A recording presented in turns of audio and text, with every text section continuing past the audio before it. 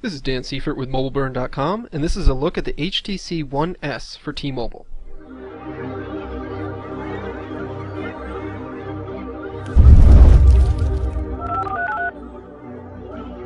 The HTC One S for T-Mobile is the first of HTC's One series of smartphones with Android 4.0 Ice Cream Sandwich and HTC's new Sense 4 interface to be available from a US carrier.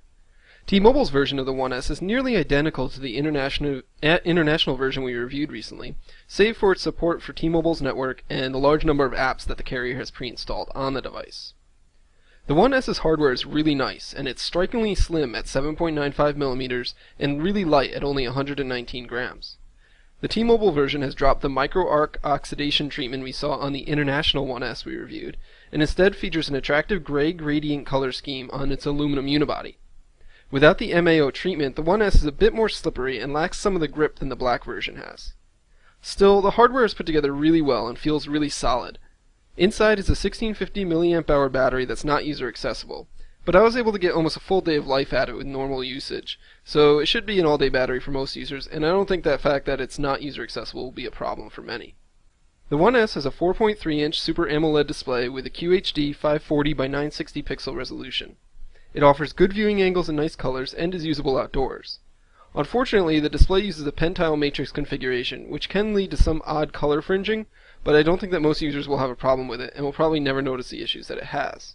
HTC has opted to use permanent capacitive buttons below the display for the functions of back, home, and multitasking, instead of using Google's recommended on-screen virtual keys for Android 4.0.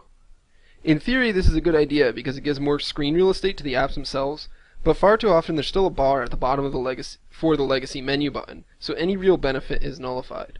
Under the hood, the One S has a 1.5 GHz dual-core Qualcomm Snapdragon S4 processor and 1 GB of RAM.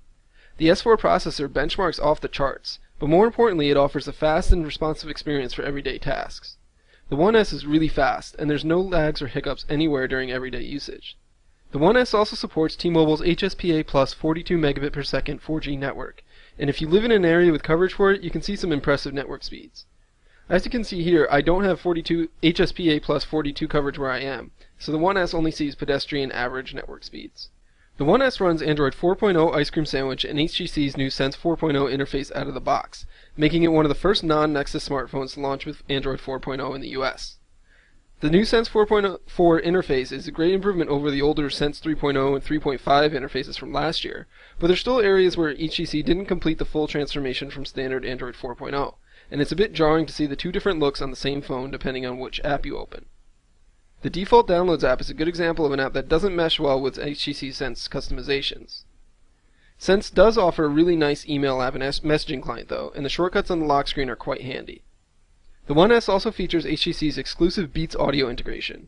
It's now available to apps other than the stock music player, like it was with older phones with Beats Audio, but it's still not much more than a bass and volume booster, and I don't think it actually adds much in quality when you're listening to music with headphones. Browsing the web with the One X is a quick experience. The browser loads pages very quickly and is responsive when zooming and scrolling, but it isn't without its faults. It has trouble zooming intelligently and reflowing text properly, which forces you to pan around more than necessary. Since the One S runs Android 4.0, we strongly recommend that buyers check out the Chrome Beta for Android, which offers a nicer browsing experience than the stock browser. As we've seen with other T-Mobile smartphones recently, the carrier has added a ton of questionably useful apps to the One S right out of the box. The default home screen is littered with widgets and shortcuts to apps that many users will likely never touch, and the pre-installed apps can't be uninstalled. T-Mobile has added a Groupon clone, another music hub in addition to the stock one, account management apps, its own app store, T-Mobile TV, and more. Since the One S is a 1 series smartphone, its camera is a big focus, and the One S's 8 megapixel shooter with backside illuminated sensor and f2.0 lens is impressive. HTC's camera app is really fast and features quick access to live filters and other settings, as well as dedicated buttons for video and stills. Tap to focus works well in most situations, but it can have trouble with close-up macro focusing. Images taken with the camera in both good and poor lighting are impressive and sharp, with good amount of detail, proper white balance, and the right amount of saturation.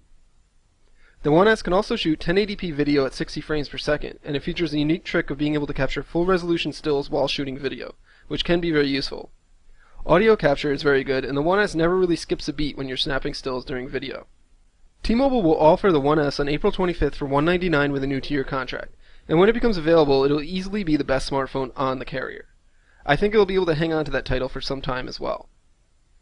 For more looks at the HTC One S, be sure to check out our review of the international version, and for a closer look at the new Sense 4 interface, head on over to our One X review. For now, this is Dan Seifert with MobileBurn.com. Thanks for watching.